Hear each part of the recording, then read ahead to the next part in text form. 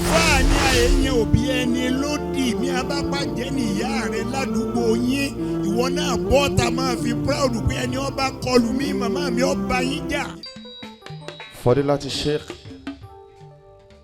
Muyideen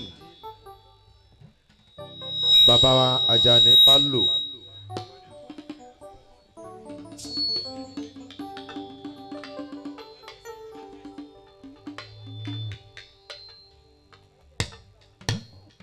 Àrẹ̀mọ Adé mo dúpẹ́ pé mo mọ bàbá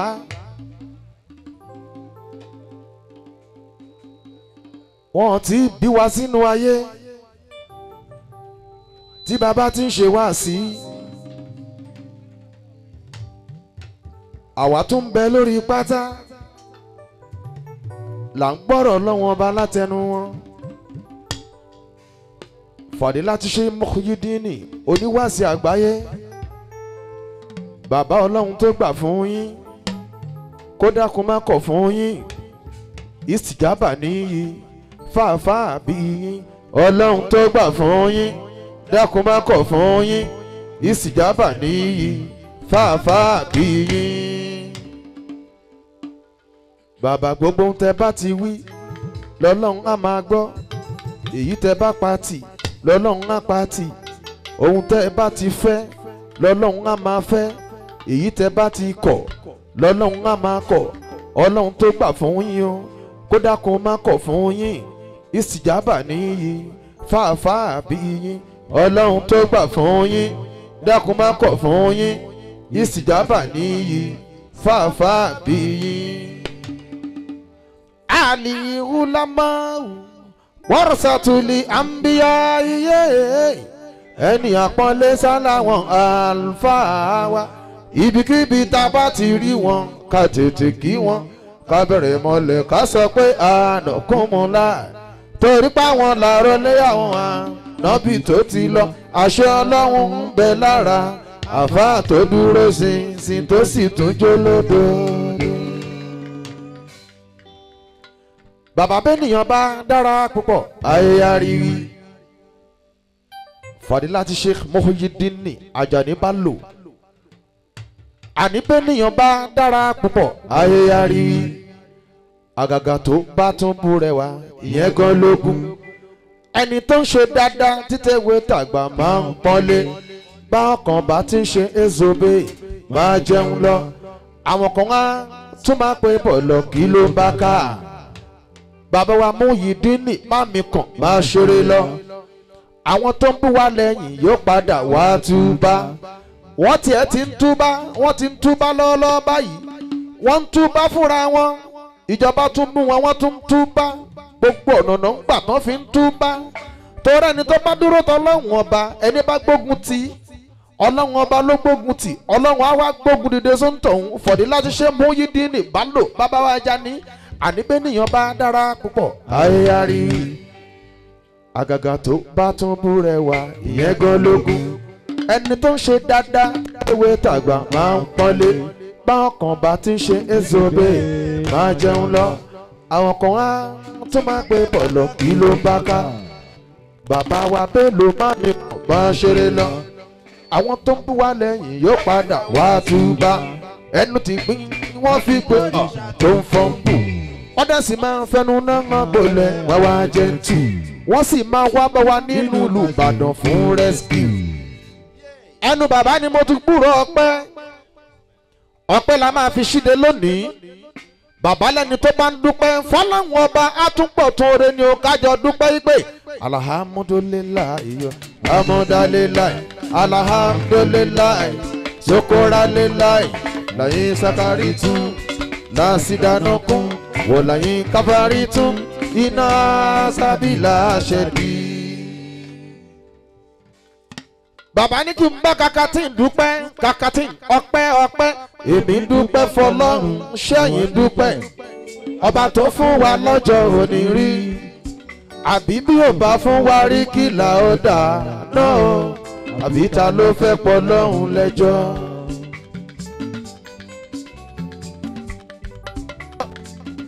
Mo lẹ́pẹ́ ọpẹ́ èmi dúpẹ́ fọlọ́run ṣẹ́yìn dúpẹ́ ọba tó fún wa lọ́jọ́ òní rí bí ò bá fún wa rí kí là ó dà náà o àbí ta ló fẹ́ bọ́ lọ́hùn lẹ́jọ́.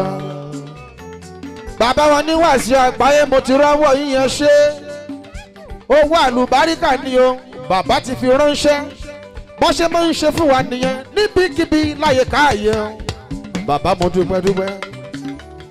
àkọ́kọ́ ọpẹ́ mi ni pé mo dò ní láyé mi ò sì wà bí aláìsí tèmi tọ́pẹ́ aṣọ òya mọ́ mi lára irun mi ò ta kókó débi ayé máa wá san wí gbèwèrè túndé èmi ti rẹ́ nìkan tó pé irun ò fàyè gbọ́ tí ó sì dúró báwọn kí irun ọ̀hún láyé mo tún rẹ́ nìyàn kan tó fọṣọ ẹ̀ tó sì sá aṣọ yìí ò sì gbẹ níṣojú ẹ̀ tó fi kú kí ló wá ṣe ọ̀rẹ́ tó lò ní ṣọpẹ́ ìwọ jẹun ata bẹ́ẹ̀ ni kò pa ẹ lórí àwọn tó ń lo kátẹ́tà rọ́bà kí wọ́n tó tọ̀ ṣe báwọn ló lè ṣàlàyé fáwọn tó tọ̀ ní rọrùn wípé ọpẹ́ ló wákàtí ọpẹ́ ọpẹ́ èmi dúpẹ́ fọ́lọ́run ṣẹ́yìn dúpẹ́ bàbá ọba tó fún ẹ lọ́jọ́ òní rí bí ọba fún ẹ rí kí ló dà náà àbí ta ló fẹ́ bọ́ lọ́rùn lẹ́jọ́. bàbá ń bẹ nìyàn bá lè ronú ẹ̀jìnlẹ̀ dáadáa yóò mọ̀ wípé bẹ́ẹ̀dá bá ti sùn tó tún jí gbólóhùn ọpẹ́ ló yẹ kó jáde lẹ́nu wa torí ènìyàn lè sùn pẹ̀lú àlàáfíà lálẹ́ kójú lówùrọ̀ kó dá láàárẹ̀ kíákíá àìdẹ̀mọye èèyàn láyé ti fi ṣe experiment ó tún wá ń gbìyànjú kóun lè ní improvement disappointment ò jẹ́ kó tún lè free in movement wọ́n là ń kánà tó máa dance to enjoyment ẹni tán làwọn bá fọwọ́ ìnira ẹ̀ gbá mú yóò sì máa kábàámọ̀ pé kí lòun kẹ wáyé fún náà tún fi àgbà ẹni tó ti rí ṣe rí tí yóò rí ṣe máa o ṣe báwọn ló lè ṣàlàyé fáwọn tó ti tiraka pé ọpẹ́ ló yẹ wọn kákàtí ọpẹ́ èmi dúpẹ́ fọ́lọ́run ṣẹ́yìn dúpẹ́ ọba tó fún wa lọ́jọ́ òní rí bàbá bí ó bá fún wa rí kí là ó dà náà o àbí ta ló fẹ́ bọ́ lọ́rùn lẹ́jọ́ ya Allah ìwọ ni Allah ìwọ ni Allah ìwọ ni ìwọ làwa yóò máa dúpẹ́ fún ìwọ ni Allah ìwọ ni Allah ìwọ ni ìwọ lèmi yóò máa dúpẹ́. kábíyèsí Elédùmarè ọba ńlá ńlá tó bẹ̀m̀bẹ̀ yẹ́kẹ́ tó tún bẹ̀m̀bẹ̀ tètè ọ̀gbaragada múlàlá sẹ́ríkì alágbára tó ń fi náà ojú tó lé gbúrúgbúrú òkìríkì ọbọ lórí kí ara tó kì dẹ́mdẹ́m ó bá ná tọ́ sórí ọlá ó dọ́jà síbò oyè kò bá nà kò dẹ́rù kò ṣe é lé kò ṣe é mú bẹ́ẹ̀ ni kò ṣe é rọ̀ lóye fàfikúnlé ṣe ìlàwọ̀ ayẹ́tún tẹ́dúlù alá anahuwa inú àwa bàbá bá dúpẹ́ Muhammadu Yéṣu fún mi o alahawal kakati bàbá mo bá yín dúpẹ́ f'Elédùmarè ọba wa àìmọye ènìyàn lájọ ṣọdún tó kọjá wọn ò sí nínú ayé mọ́ àwọn kan bẹ láyé o wọn ò sí lálàáfíà ara wọn ní kakati wípé wọ́n ní Allah wọ́n ní Allah wọ́n ní wọ́n lè mi kakati Allahu ya Allah.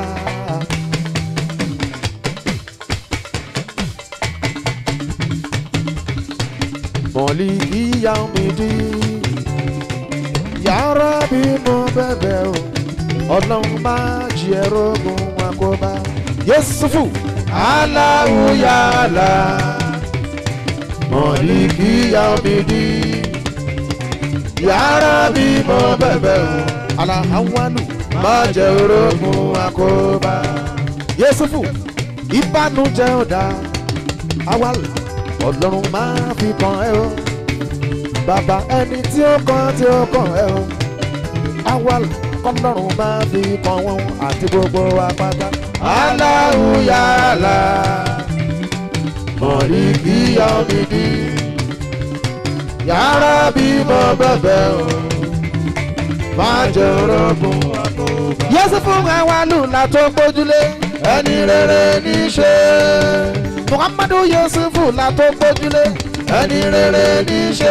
Bàbá dára nílé ó dára níta Yéṣùfù dára nílé ó dára níta ó dùn múrelé àná láti lọ dúpẹ́ ó dùn múrelé àná láti lọ dúpẹ́. kàkà tí mo bá ròde ẹni rere mo bá ròde ẹni rere mo bá ròde ẹni rere mo bá ròde ẹni rere mo bá ròde ẹni rere mo bá ròde. Muhammadu Yusufu mi o ẹni rere mo bá ròde alahawal mi ẹni rere mo bá ròde. so kàkà tí ìlà ó máa lò kàkà tí ìlà ó máa lò.